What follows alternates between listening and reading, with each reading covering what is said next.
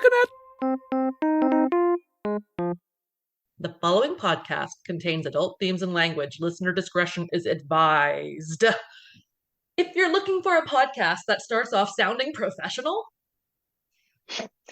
Here's how that quickly ends. This is what I wrote. If you're looking for a podcast that teaches you, and then I didn't finish my thought. What about a podcast that takes a peek behind the curtain on the set of 2.5 Men? I would actually listen to that. I've never seen that show. Or if you're looking for our thoughts on, and I also didn't fucking finish that one. Oops.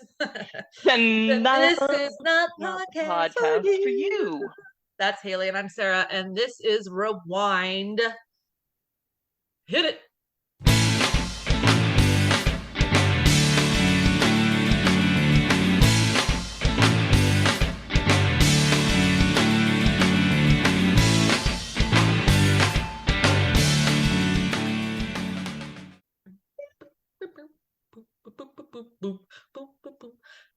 Hi. Hey. How are you? I'm great. We're gonna say this we could, Mm-mm. if you're looking for a podcast that isn't sung the entire way through, could you? If you just want to hear a podcast of random TV theme songs, tune in, because that's what we're all about. And it's so funny because for the listeners, we're kind of on this like ride and high right now, celebrating our love for each other because 2025 is fast approaching, and that'll be the anniversary year of the 20 years that we went to STLV for the first time. Which I also like. Correct me if I'm wrong, but would you not say that trip that year was kind of what confirmed like we are best friends forever? Yeah. Oh, yeah. Like we'd known each other years previous to that, but this was the seal of the deal. Like August is our anniversary month, 20 years. So we've been gearing up not only for like our potential girls trip of a lifetime to go back to STLV, but we've also been talking about just like other things. And I'm like, we have to make a playlist. And funny enough, as I'm creating a list of like songs that have kind of been our songs throughout the 20 years. There's a lot of theme songs. Like a lot of them are theme songs. Disney, like not really like the typical They're not chart toppers. They're not chart toppers. Gaston.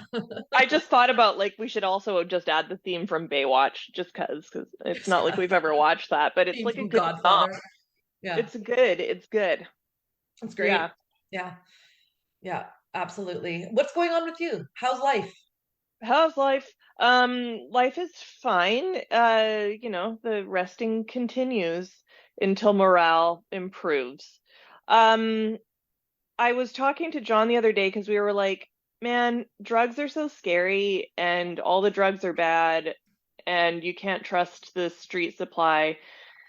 And I was like, because we've been like watching, it still brought summer up in here. We've been like watching Charlie XCX on the tubes. We just watched her like Boiler Room in Ibiza thing where it's just like rave music.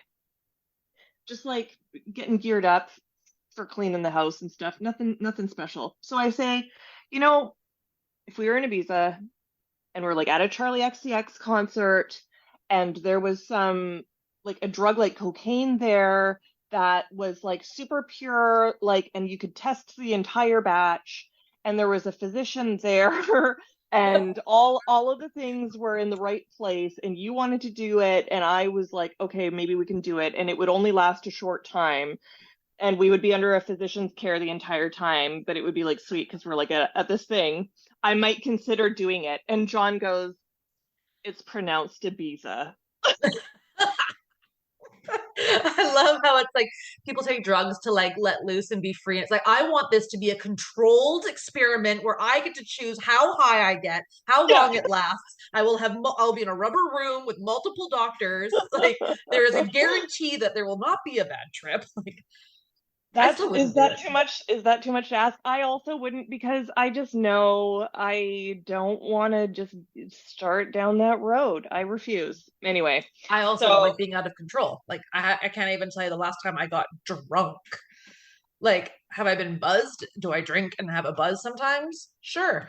But even then, like, yeah, oof, like I mean, I like to kick back those Corona sunbrews these days, but when I do drink, I'm a 3 drink maximum kind of girl. Like as soon as I get a hint of a buzz, I'm like, oh yeah, sweet, time for a water. Like, and then I'll have Yeah. another drink later. Like I have no interest in losing control or saying something stupid or just not feeling like good the next day or the next hour. Like Totally. it'll turn on me so Totally. fast. Like, you know, yeah, Getting those days are older good.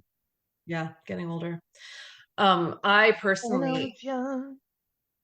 have been on a roller coaster of like what I'm intaking for my social media as a Patreons who will have heard.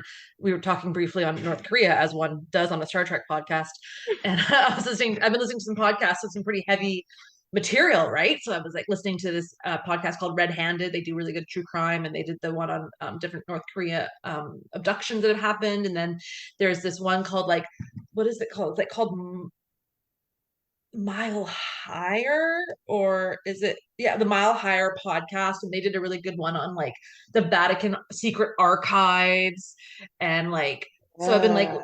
watching or listening to all this like true crime and scary shit, but then at night I've been watching like, such good feel good movies. Oh my god, I've seen some cute ones. Like I just what? watched one on, I think it was a Disney Plus, and it has Bill Nighy from Love Actually.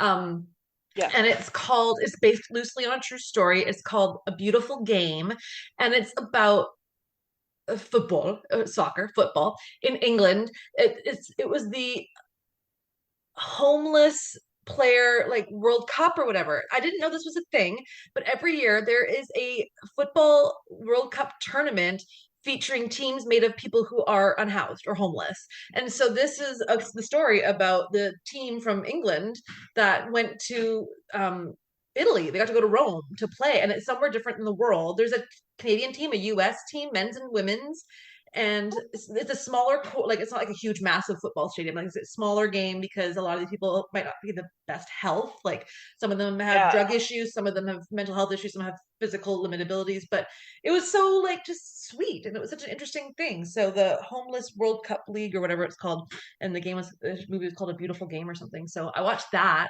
and then I watched one with Mark Wahlberg, who clearly seems to be in every movie that I watch these days. It was called Arthur the King, and I had to go to the website ahead of time. Does the dog die? Because I will not watch a dog movie if the dog dies.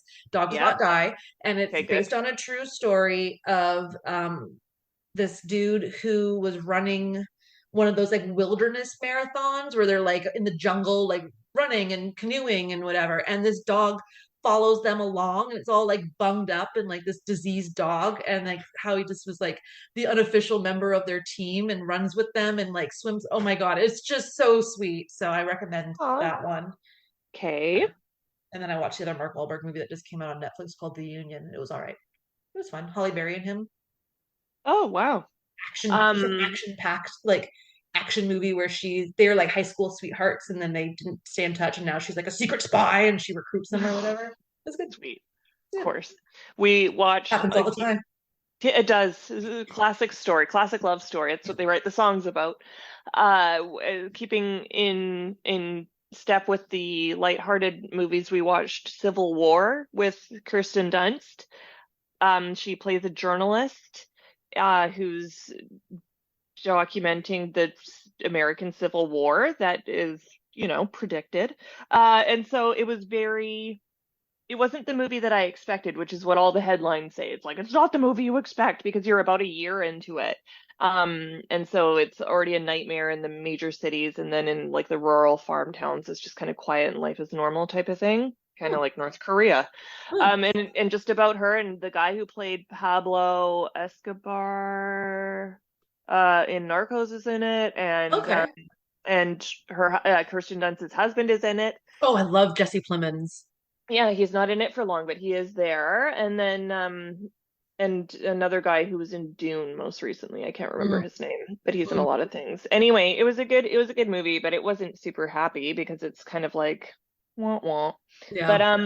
But that was good. Also, like YouTube is such a gold mine for fucking old movies, dude. I've watched Fern Gully and The Last Unicorn for free, and they have like Care Bears movies also for free, probably other movies for free. Sweet. I love that. We've been doing a lot of movies because we can't find a show to agree on, like, or the Hmm. ones that I find that I like, they're a little bit slow. So we're rewatching The Stand on Amazon Prime, which is the Stephen King. It's got Skarsgård, it's got Amber Heard, it's got James Marsden, Whoopi Goldberg. It's really, really good. We'd seen it once before, and I really wanted to do a rewatch because it'll take me right into September. Because then in September, Law and Order will be back eventually. Handmaid's Tale's coming back in September.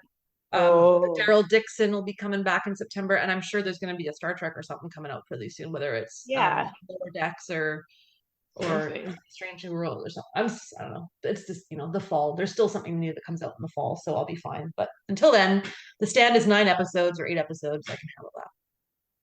Jerry just mentioned The Stand, the book. He says it's one of his favorite books because he was like, you should read it. And I was like, Stephen King scares me, but okay. And I didn't know that I thought they made it into a movie. Maybe that's The Firm, It John was Grisham. The Stand was a made-for-TV movie in the late '80s. It had Gary Sinise and Molly Ringwald. So this is a remake. Oh, okay. Time. Yeah. And it's essentially the story of like the apocalypse hit and it's a battle between good and evil. Like that, it's not super scary like one of his other like really, really scary.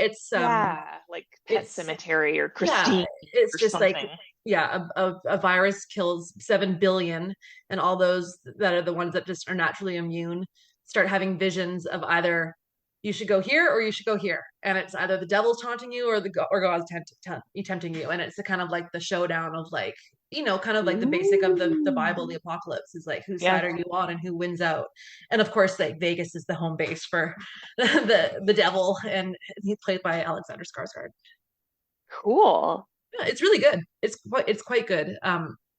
Despite the fact that I don't know what I think about Amber Heard, to be honest. I don't know what I think about both of them. I don't know who I believe on that whole thing. I'm usually quick to stand with women, but when you hear that they're abusive and they're just both bad people, I think.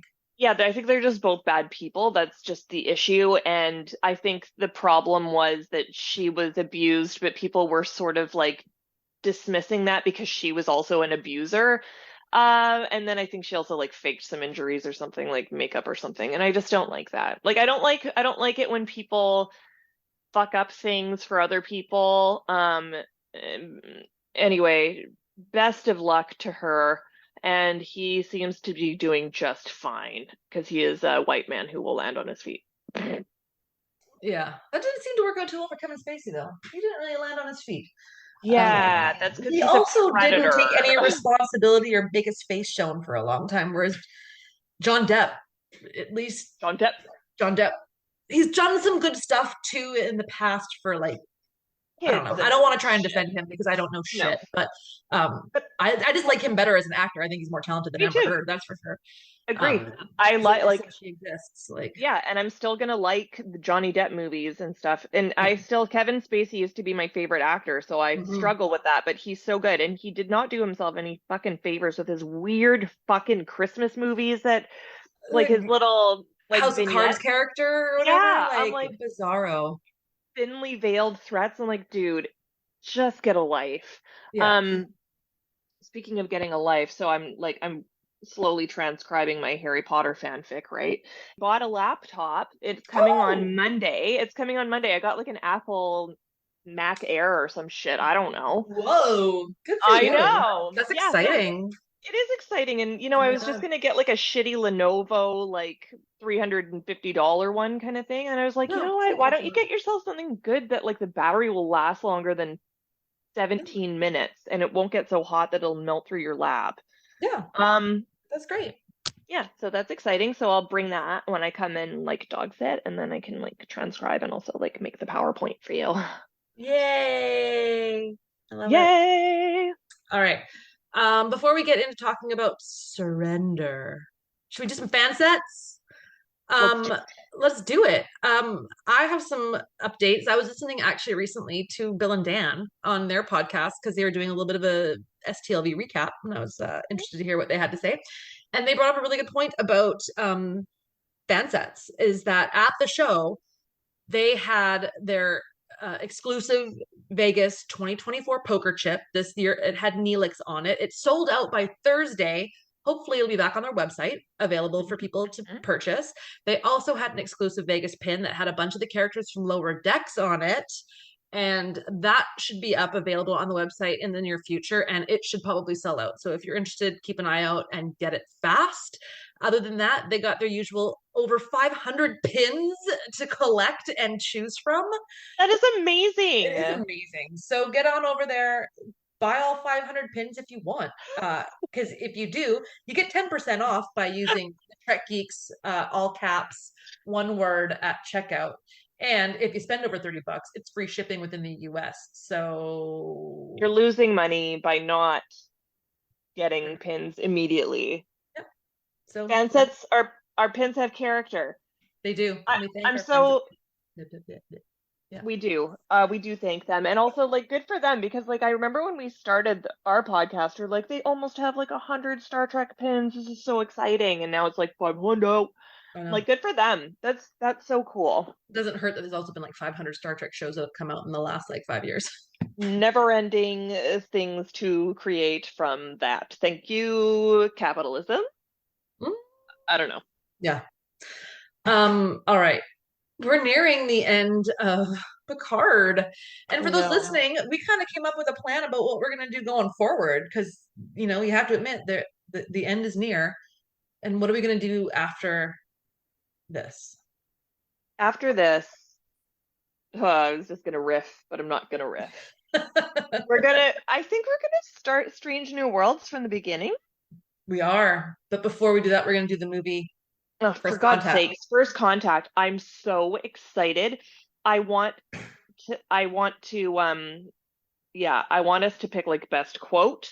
I want us to pick like best outfit, best hair. I almost wonder if we should watch it together and record ourselves watching Yeah, it together. in real time so people can also watch it and just hear our voices over the entire movie. I don't know about that, but it wouldn't be It's hard just to like put it on and then just have Audacity running in the background. And if we capture anything funny, we use it. We should. If Let's do it. when That's we perfect. capture something funny, let's be real. You just were funny right then. You said the Another joke. another non-alcoholic Coors Light for you if you can spare it. It's okay. Like, it's okay. But then yes, Strange New Worlds. We're gonna do that. Yeah. Season 1, season 2.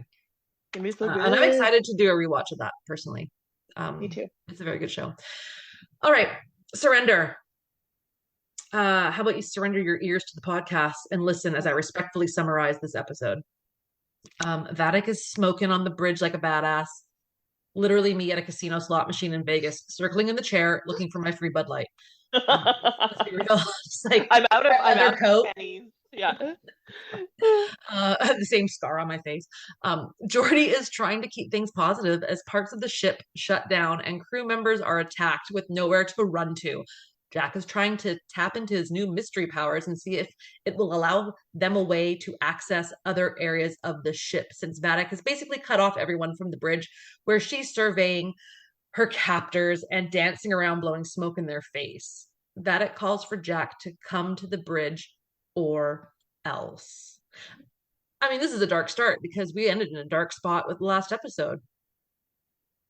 Yeah. Um, is Amanda Plummer the world's greatest actor, or does she have first-hand experience in like taking over an entire starship and like systematically breaking down any hope that you'll ever survive?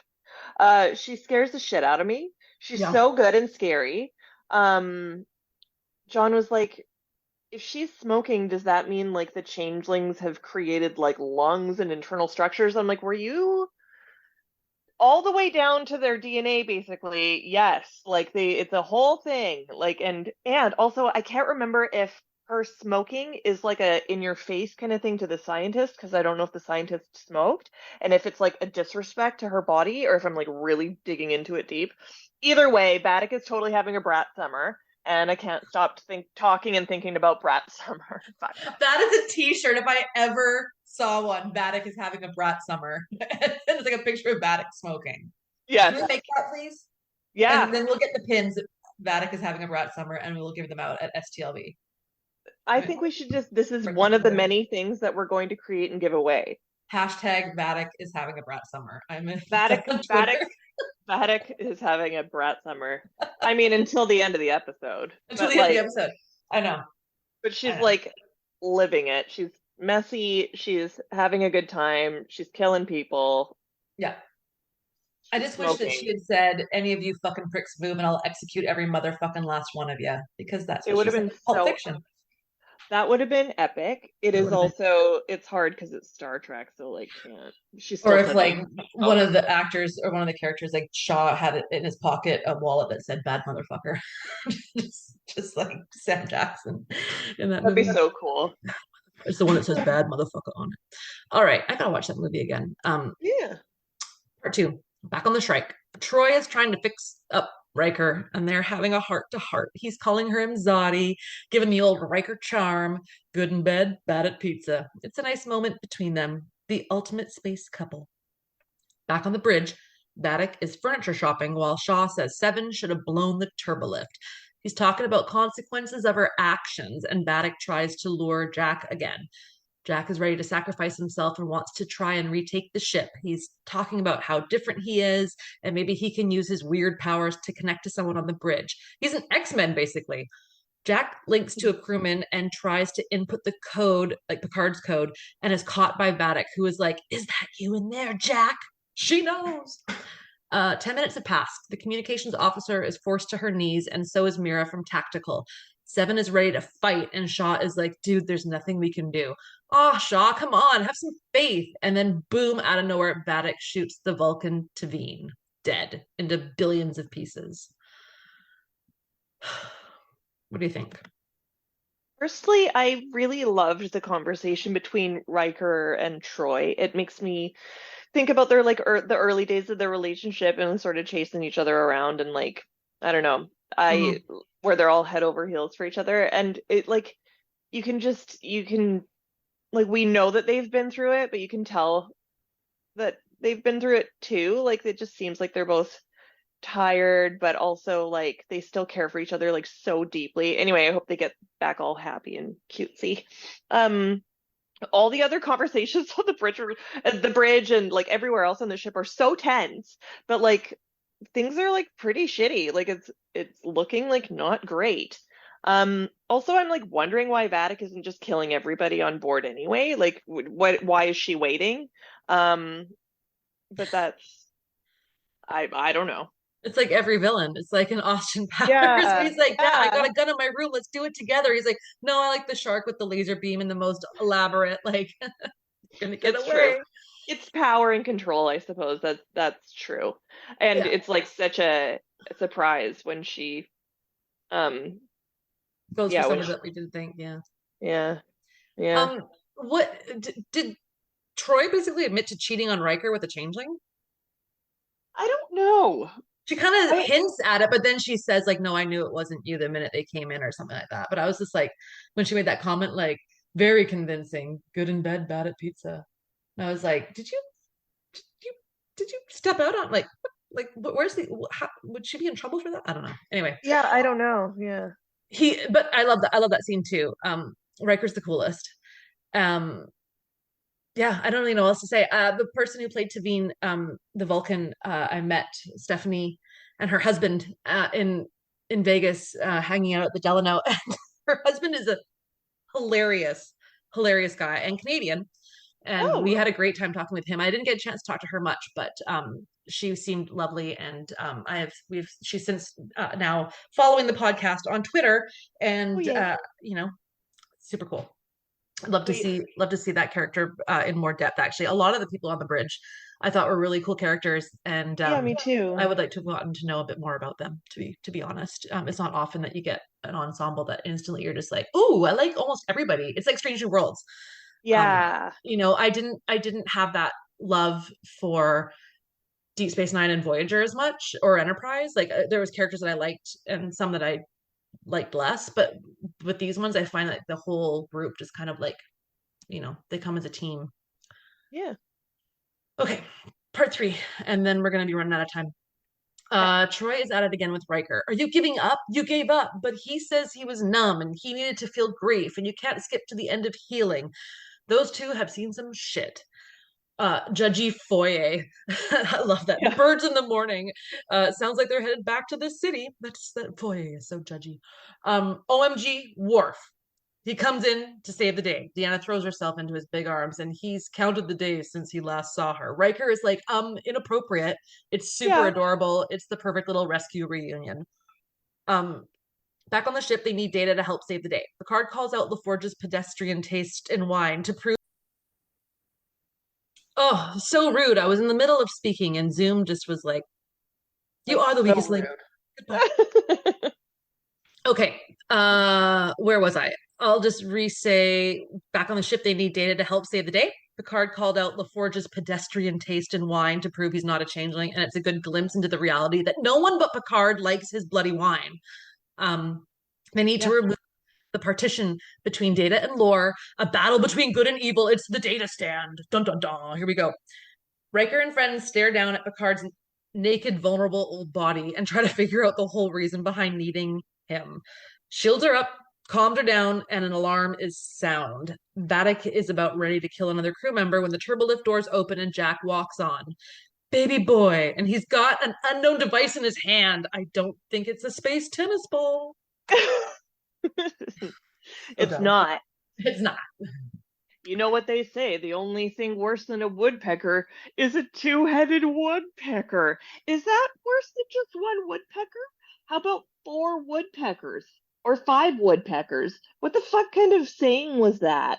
Anyway, I missed the rest of that scene, but I'm glad they're moving away from that the crap planet that they hate. Um, Worf,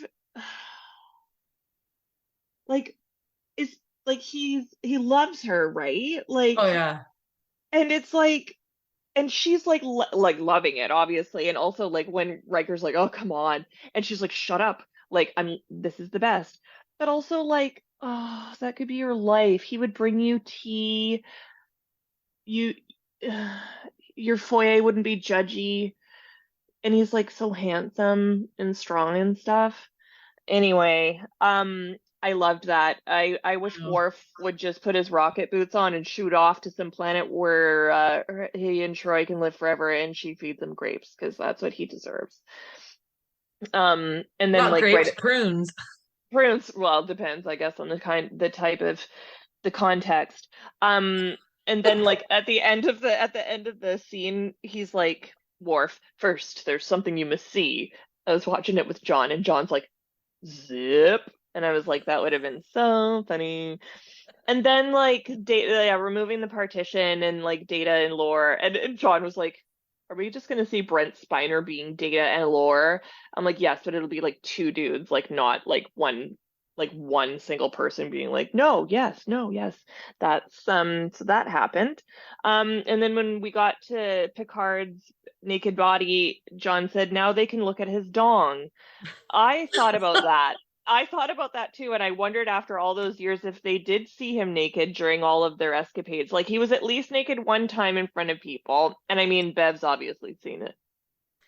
This is where this is where my brain goes. Correct me if I'm tell me if I'm weird.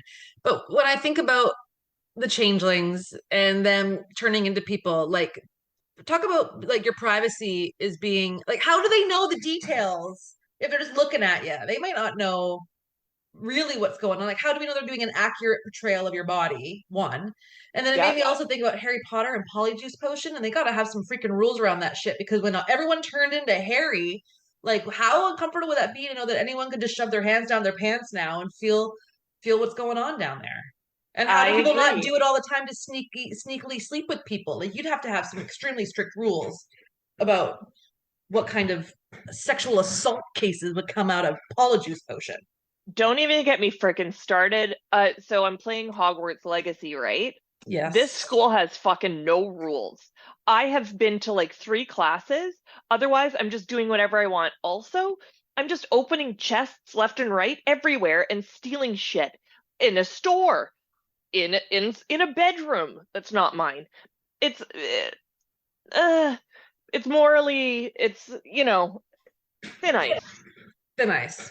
That being said, what about Obama's joke about Trump's dong? I did not hear it. Tell it to me.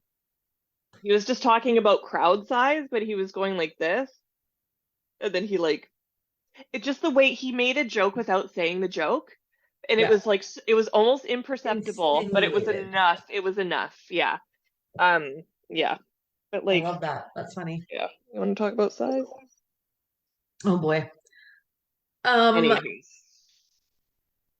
next part. Oh, yes. Jack. Jack also arriving on the bridge. I'm glad he did. I don't think it was smart to bring his tennis ball or whatever that's for. I always freak out also when someone has a weapon that is being kept from going off by holding something down.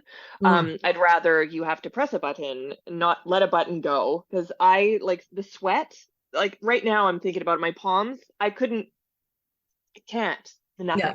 No. Don't. I don't want to do that. I don't want to be in that situation. Right. Right. Right. You're like, Haley, you already went to therapy this morning. That's not what this is for. All right, part four. Part four. You're so funny. Moving on. It's an awkward segue. No, the battle is on in Data's head, and it doesn't look good from the start. Data goes down memory lane. We see Tasha Yar's little hologram, the Sherlock Mm. hat, Spot. Jack is like, I'm gonna kill myself and get rid of the crew, and Vadic puts them into what? Jack is like, I'm gonna kill myself and get rid of everybody, and Vadic puts them into a save holding. What the basically Jack, okay, I don't know how I typed this, but was like, I'm gonna kill myself and everybody on this ship if you don't give me what I want. She let the crew go. They all went and like locked themselves away, but Seven stayed back, and Shaw was like, Seven, what's up? And Mm. Jack's like, what do you want? And Vadic is like, I want your gifts. And he's like, well, I don't really know what they are. Like, you tell me. So he still has no idea what he is. She brings Hmm. up the red door, and her evil smile is so good. So she obviously knows a lot more about what he is than he does. So it's obviously a moment of pure confusion for the poor kid. Lore overpowers Data. Psych. No, he didn't. He's alive thanks to Spot. Let's retake the ship. Raffi kicks some serious ass and slaughters the Vadic followers. Data is pissed off and in control and totally badass, and the evacuation hatches are open. Vadic is sucked out into space. Fucking solids. Mm. Shaw, here's your ship back for you. Shaw, looking exhausted and ready for some R&R, takes his seat and they fire on the Shrike, destroying it. And we are all safe and fine. Everything is perfect again, right? Right? Right? I know it. You know what's funny is I was taking notes on John's laptop because then yeah. Anyway, and I closed the laptop after that scene because I was like, that's enough. And he's like, well, the show's not over yet. I'm like, that's okay. Like, I'll remember the rest. But also, like, I felt like job done. Yep. Um, I wonder if Lore had won out, um, if it would have been worth negotiating with him to take out Vadic. Like, okay, like Data's gone, we got Lore, we know he likes power. There's someone on the ship who wants power too. Can we, why don't you just like pit them against each other? Hmm. But then also they would just be in the same position at the end. Like if he got rid of her, then they would be under Lore's command, which is like, yes, please. Spot. That cat is female and male, depending on the storyline. I looked into this. I was like, wait a second. And so like when Data hands him to Lore, he says he, but Yeah. Spot also had a litter of kittens. Yep. We've talked about this before, I think, but like it seems to be just this known goof that people are just putting up with, and I'm like, okay, but like The cat's like, I'm just ripping. I'm Jean Shalit now. Bye. Um, Yeah, the cat thing's just like a continuity error, yeah, big time. Poor yeah. Spot.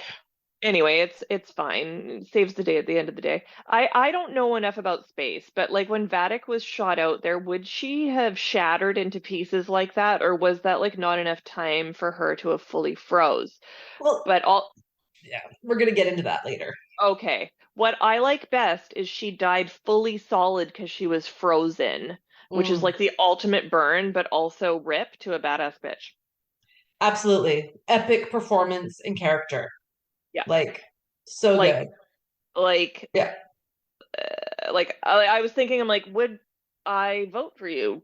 Probably.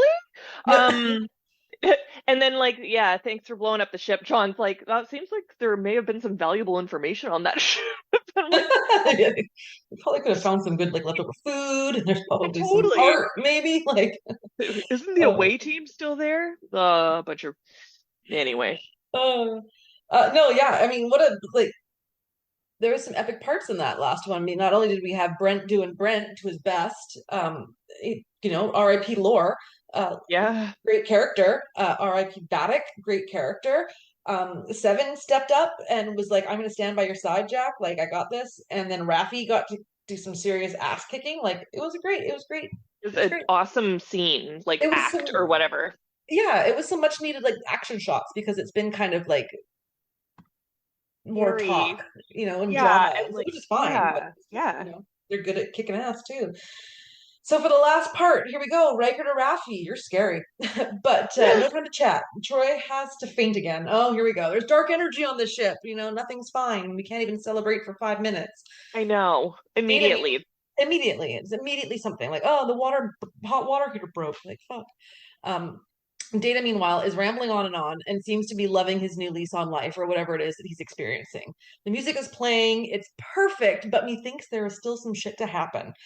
Data used a contraction. Jordy and him are joking around. It's super adorable. How do you feel? I feel, I, I feel. Oh, nice moment between the two of them. Such epic friendship. Troy now throws herself into Data's arms, and the entire crew is together. This moment is perfect, and I have tears. The doctor apologizes for being away. Troy says she was in her heart. Worf was told sending heads as gifts was passive aggressive. It's perfect. Everybody sitting at the table like they used to sit at the old Enterprise is just perfect. All right, Frontier Day is hours away. Changelings have infiltrated Starfleet and they still have work to do. There's a voice within Jack, ancient and weak, and Troy wants to meet him. She guides him to the red door, tells him to open it, and that's the end of the goddamn fucking episode. I know. Dude, what do you think? Talk about a door hanger. Oh my, Um, oh, well, we know what's coming. we do. Yeah, which is also why I closed my laptop. I'm like, I don't need to make any more notes. Um, yeah, I said the same thing. I'm like, oh, can't just have a celebration for like 2 seconds. Just immediately, there's a darkness on the ship. Fair enough. Glad you identified it. True, also. Glad she's investigating. Seeing Data and Geordi like fiddling away at a panel like made me super happy. Also, it's like Data's finally human. I Um, know. I love it. yeah, yeah. And or and then I wrote or upcoming Brent burn. Maybe along with not wanting to wear the makeup any longer, Brent also didn't want to play a robot. He's got all these demands. I will only I'll come be back. Data, but he's a human now and doesn't wear any makeup. Um, Also, I don't know if you caught this, but when he said that he's like, I feel, he did like this kind of fucking weird ass smile, which is very similar to the smile he did in that picture with us, where he Yep. asked if we paid for it. And I was like, wait, is that like his legitimate, actual, genuine smile? Or what? I think it's like his signature smirk. I feel like I took a picture of it because I came across some of Yeah, I'm pretty sure I found I. all my old photos. Some of them are terrible. Oh, I didn't take a picture of it because I'm so mad about it still. Oh, yeah, it's kind of that like smug. It's a smug smirk. It's smug, and then like it didn't help that he was like, "Oh, did you guys pay for this?" And it's like, you fucking know we did. And then like, I don't know. I was just like, There it don't you is. think you found it? It's definitely one with my hair. Oh, like, fuck you. I Like, know. fuck you. Give us our money back. I really hope that, oh, there it is. God, I look just, oh, I have the confidence of someone with better hair. Yeah. Um, I'm wearing a giant like tiger face necklace. that that was the style at the time. We both have teeny little cardigans on because Cardigan that's over a tube top. Like, yes, yes, yes. oh, my face is like that's the biggest my face ever was. What is that's what alcohol consumption does to a woman's face. High cortisol levels or whatever. I had cortisol face. It's life is not kind to us. But anyway, we that's I Feel know. better I'm like now. I know, like I was I looking don't at know, look, myself in the mirror. I was like, holy shit, I'm excited for Vegas now. Like just hang on to this till I then. know. Secret to my success, I don't use any products on my face except for castor oil. I rub castor oil on my face daily. I just started an oil cleansing routine as well. I don't have I any lines up here yet. And this is somebody who smokes and does not and take is good care of constantly themselves. surprised. I squint all Yeah. the time. I mean, I've got if I do this and then these kind of stick around for a second, but like generally speaking, I don't have anything either. I do Wait, well, I face mean, you yoga can see me. sometimes too, where I like work the muscles of my face and Oh, just like George Clooney. I remember yeah, seeing like some everything paparazzi I do in my footage. life, people are always like, that is just like George Clooney. Yeah. I mean, you're modeling your life after his life, Bachelor forever. Like Like, plays at Lake Como, potbelly pig pet. Nescafe only, Nespresso or My whatever. spouse is a human rights lawyer. Um, Yes, yeah, yeah. yeah, just like Mark Darcy. And anyway, where were we? That's the episode. That was We the episode. watched it. It It was was good. good. It was so good. It's such a good like season. And I after it was over, John's like, that's it. And I'm like, do you want to watch the next one? He's like, well, when are you recording the next one? I'm like, well, I don't know, like the next time. He's like, let's watch it closer to that time. So we'll watch it Yeah. closer to that time. He also forgot what Jack is. So he's like, what is? Yeah, he's Ooh. like, what is it? And I'm like, I won't tell you. He's like, tell me, tell me. And so I told him, and he's like, holy shit, I forgot. I'm like, yeah, it's a big Yeah. deal. Yeah.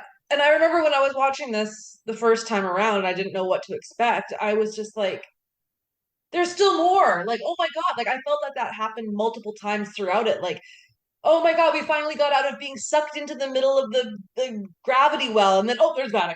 And then, oh, we finally killed Vadic. Oh, no, there's something else. Like, don't Oh, forget, there's Jack's something still fucked immediately. up. And don't forget, there's still this. And it's just like, holy shit. Like, it's only it's less than 12 episodes. Like, and there's so much action from episode to episode that it's just, yeah, I've never wanted a fourth season of a show more than after watching this, but it wouldn't be the same because it's like this is the story, it's told, we don't need to Yeah, rehash them together. Like we wanted them all to come together for one last time and they did, right? yeah. So And they and it did was it so perfectly well. executed. Yeah. It was perfect. Yeah, exactly. So, yeah, in fact, I'm actually looking forward to watching First Contact just to see Yes, how we feel about that. I know. Oh, that's such I a good love it. movie. I think it's a great movie. I love it um, too. Okay. From Internet Movie Database, we got some stuff. When Data hands over the tricorder to Lore, you hear a violin and viola playing George Friedrich Handel and Johann Halvorsson's Passacaglia. This was played in Inheritance, 1993, by Data and his mother, Dr. Julia Tainer Soon. I was so glad that you started because I was like, I do not want to read that out. This episode references the scene in Remembrance 2020 where Picard states that Data has a tell when they are playing cards in a dream. Oh, What's oh yeah, his? Do you remember what the tell was? I don't remember what it tells, but I remember that scene. It was like the first episode of Picard season one, wasn't it? When he was Yeah, having yeah, they were playing cards together, or it was like one of the first episodes. yeah, yeah. Um, I one of don't Data's, remember what the tell I is. don't remember the tell is. One of Data's memories is of the hologram Tashiar made before her death in Skin of Evil in 1988. Yes, we know. I'm glad that I Oh. mean, even Tasha was back, right? Like it was Yeah. so cool. Uh, this episode marks the first time the main cast of Star Trek The Next Generation, 1987, have appeared together on screen since Star Trek Nemesis 2002. With the exception of Picard, the cast is seen wearing the field jacket with department colors reminiscent of their uniform colors, Riker in red, Data, LaForge, and Worf in gold, yellow, and Crusher and Troy in blue, science, from season 3 with their current rank, or lack thereof. Ugh. When the Titan destroys the Shrike, you can hear a few chords of Star Trek 2009 theme song. Oh, interesting. Mhm. Okay. I like that. I actually like and noticed that the music, the score sort of changes to TNG Mhm. throughout this Mhm. season of Picard. I'm happy about that. Yeah. It's my favorite one. Actually, Voyager's my favorite one, and then that one. It is revealed in this episode that Worf was promoted not once but twice. The last time we saw Worf in Star Trek Nemesis, he was a lieutenant commander. When when he is first seen in his field jacket, he is wearing the rank insignia of a captain. Hmm. Interesting. A couple of goofs. When Vadic and her crew are ejected into space by Jack Picard, the viewer sees Vadic freeze solid almost immediately. This is a common mistake in movies shows that takes place in space. Since there is no atmosphere in space to conduct heat, a person cannot instantly freeze because heat transfer could not occur as rapidly by radiation alone. But it would happen eventually. But yeah, not as rapidly. That's what I thought because I've actually seen some other sci-fi shows where people are like holding their breath in between jumping from ship to ship. And I'm like, Yeah, wouldn't your eyeballs freeze? Wouldn't your lungs freeze? But we're learning every day every day. about the space. The Shrike had previously been shown to be technologically far superior to Federation starships, but now it is easily destroyed with a couple of standard photon torpedoes. This is true. Yeah, it's a good I catch. mean, it also probably didn't have its shields up. It also Yeah. probably, like, it didn't expect to be, but fair. Okay. All right, Jim Morehouse on Trek Core, who was always writing really great synopses and finding all types of Easter eggs. We have a whole bunch of shit here. Let's get going. The opening of the episode, I didn't go through all of these, so there could be some duplicates, just FYI. The opening of the episode also excels with Vadic conducting a symphony with her hand movements as she takes away the crew's eyes, ears, and the very road ahead of them by eliminating their sensors and their comms and then locking down their ability to move inside the ship.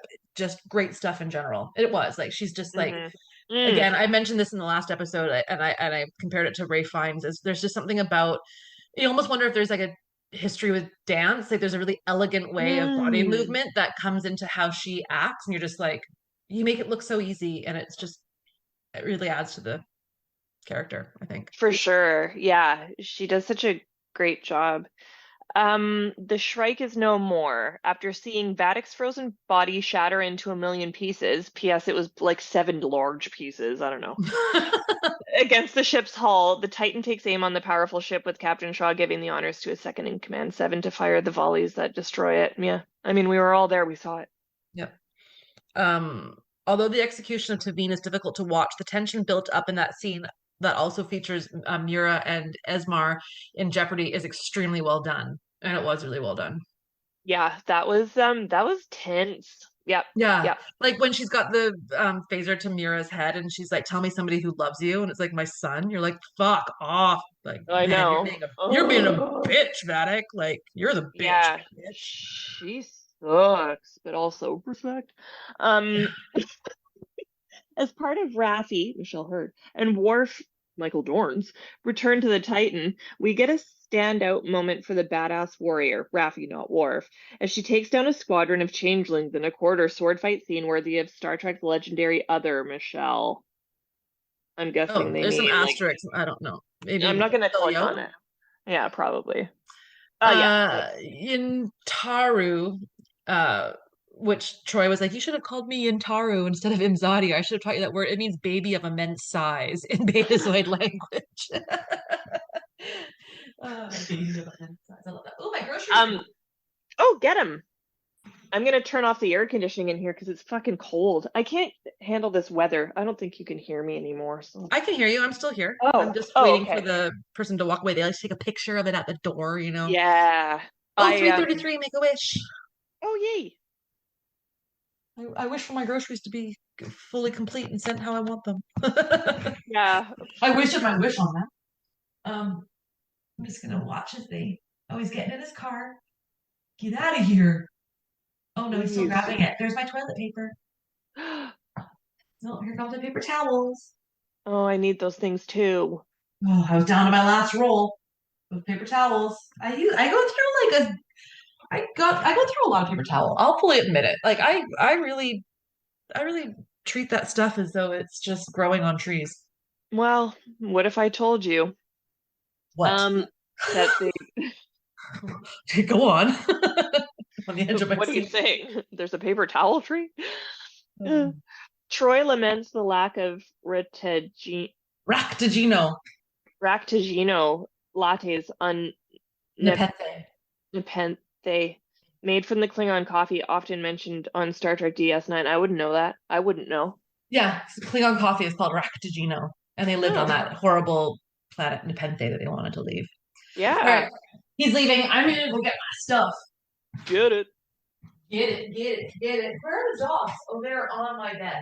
Oh, Jack Oh. is. Jack's on my bed.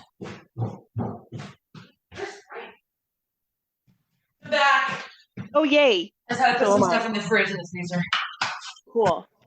Literally. It is cool. Keeping your food fresh. You know it. All right. My turn? Yeah. The brief appearance of Data's Tasha Yar memorial hologram, seen previously in Measure of a Man and The Most Toys, is the first appearance of Denise Crosby in a Star Trek production since 1994's All Good Things. Yeah. Fair enough. Here's one that hits close to home. Yeah. Uh, the brief appearance of Data's Tasha Yar I'm just kidding. Just riffing. Despite having kittens in Genesis, Data's cat Spot, last seen in Star Trek Nemesis, is again portrayed by a male cat. No further explanation is required. It's like, okay. I need an explanation. Well, even an explanation of like there's cats that can switch like biological details, or there are many cats that we have purchased named Spot because they keep getting lost in the Jeffries tubes and stuff. I don't know. Jim Morehouse makes just an excellent point here. The Titan engaging their cloak from the HMS Bounty before the end of the episode is just cool. Yeah, it is super cool because that is the whale one, right? That's right. Dope. Also, here's some information. Marina Sirtis makes her first substantial appearance of the season this week. While some fans voiced complaints that the show should have included Troy in a more comprehensive way earlier, both the showrunner Terry Matalas and Picard co-star Jerry Ryan pushed back, noting Sirtis's required travel from London for filming and a desired smaller role. I thought she had a perfectly fine role. I mean, what else do you want from her? She's also like up in Jack's business now, so she's like pretty there. And she's like, I don't know, sorry they've been on the other side of the galaxy or wherever the hell they are. She's been busy. I know. She's got stuff going on. Don't criticize Star Trek. No, leave them alone. Meanwhile, all we do is it's fine. I know. It's okay when we do it. Yeah. Pardon as I'm eating some chicken. That's okay. Michael Dorn makes his 279th appearance in an episode of Star Trek as Worf, extending his record tally for the franchise. Oh, Never to be beat. No, he's so awesome. Finally, Surrender is the second episode this season, helmed by director Deborah Kempmeyer. And the episode was written by Mac Okumura, who previously wrote Hide and Seek in season 2. Very cool. Good episode. Good job. Great job. So, I don't know if this is good for this episode or if I meant to do it for the next episode. Oh. I'm going to save it for the next episode because it doesn't really make sense for this one because we don't know. Yeah, let's save it. I do like. Did you see that I added a card at the bottom? I love this. I just saw it now. Yeah, but I'm glad you enjoyed. So you were saying that John forgot what happened to Jack or what Jack is. When you were watching this for the first time, did you have any thoughts? Like, what was going through your mind about what Jack was going, who he was? Did you have any inkling about what was going to happen? Did you see that as a thing? even close. And the show did such a good job with distracting us by the changelings that I was like, oh, that's the enemy, like that we have to be worried about. Like that's shitty. And no, this came from left field for me because also there's been no evidence in Picard other than a couple like instances where he was like, I can kind of hear something. What's Yeah. that? Yeah. Um, so and it also scares the shit out of me. Like they're super scary, like they're the ultimate villains. It's absolutely true. And I mean, Sir Patrick Stewart, Terry Matalas, if you're listening, I mean, this is a testament to, because I know they're big fans of the podcast. They listen all the time. Oh, big They have time. the t-shirts and stuff, like for sure. They're Or books. Patreons. They're Patreons actually. Yeah. Totally. I mean, this is a testament to not only their writing, but their acting of like, when you think of Picard, you automatically, like, who doesn't think Locutus as like a huge thing? Who doesn't think Borg is a huge thing? I mean, it's always been peas and carrots. It's the Borg. It's Yeah. obvious. And watching this, they did such a good job writing that you don't think about the obvious. And I think there's even decent hints. It's no different than at the very beginning of the episode of the season when Raffi is trying to figure out the red lady thing and the person's calling her a warrior and then it's Worf. You're like, oh, like there's so many little hints that you're like, oh, okay, this makes sense. And so when you start like once you get the big reveal about what Jack really is, you start looking back and you're like, oh yeah, hearing voices, the sense of community, like the hive mentality, like, oh, okay, it's starting to make a little bit of sense, but I still think they did. And then the red door and the vines had me confused with disco when there was the Yes, the red woman or angel, red whatever. angel or Yes. whatever. Like there's just Yeah. a lot of red, like the red lady and the red room of pain and all this stuff that they do. Like Yeah. And there I don't think that the vines or the door are really explained. Other than like John and I were talking about it and he was just kind of like it's like they're like capillaries or like arteries and I was like, yes, like because you're connected to the yeah. collective. And then the door is just like a literal figurative door. Whereas if there Yeah. had been like instead of vines, like honeycombs, like it would have been like, oh, hive, oh, like it would have been so obvious. But this was so well done Yeah. as just being like, this could fucking be anything.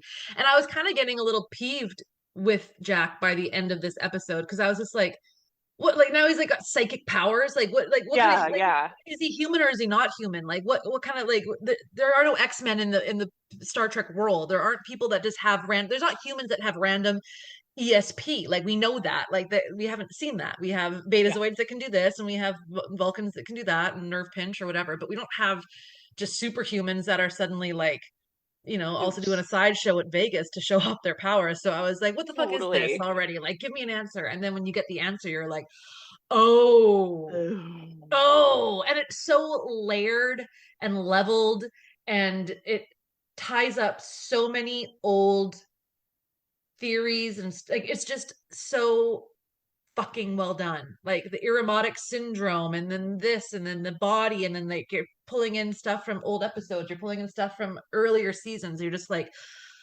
oh, like yeah. Well, As I watched this, and I was like, yeah, they're bad guys gone, like they did it, like. And then Troy comes in 2 seconds later and is like, oh, they're still. I was like, what the fuck is it now? Like I couldn't figure it out. I was just like, I just remember like, oh yeah, Jack's messed up. There's something. yeah, yeah. What is it? Like, And then like this will happen in the next episode, but like the horror when it's Frontier oh. Day and everyone, the whole all of Starfleet is together, all together, like in this one space, and I'm like, oh my God, something really terrible is gonna happen. I And know. I can't wait to yeah, it's watch it and to talk about it. oh, it's so good. Yeah. Yeah. Yeah. Yeah. We'll do it soon because I've watched them both and I've got them all written up. So it's just a matter of doing the trivia and other little fine details. Yeah. So good. Great episode. So good. This is a season that I'll rewatch multiple times. Like it's just Yes. everyone's so good. Yeah. Awesome. That's it. That's it. Whoop. That's all. We got 4 minutes. Man, this is a long episode. This is. Good at us. We're having fun. We are. We're doing us. So thanks for listening, everybody. That is Surrender Picard season 3 episode 8. If you like this podcast and you want to know more about us and Trek Geeks Podcast Network, go to the website. You'll find links there to all the other shows, or to the Patreon, where there's different tiers that you can support, starting as low as $3 a month. You get cool swag, and you get like unedited versions early of the episodes, which may or may not be a good thing depending on the podcast. But thanks for listening. Thanks to Bill and Dan. Thanks to 5-Year Mission for the tunage that we get to use every time. And thanks to all of you for listening. If you want to interact and reach out to us, you can hook up. Oh, wow. Okay. Oh. Calm down on those bubblies, that flavored water, Sarah. You can reach us on X, Twitter, at Trek Rewind. Also, if you're on Facebook, there's Camp Kittimer, which is kind of like the Trek Geeks page place to go and talk and not be a dick to each other. That's about it. What say you, Haley? I say see you there, except for the Facebook and Twitter ones, because I don't have those. But and see you there in spirit. Also, see you next time. See you next Tuesday. Oh. Burn on who, though? I don't know. Tuesdays. It's Thursday. Tomorrow's my flex day. Yay! To Friday. Yay! Boop, boop, boop, boop. All right, everybody. Peace out. Stay classy. Apparently, to infinity. Haley and the rest. Bye. What as I like to say. as I like to say, bye. See you next Tuesday. Harsh. I know.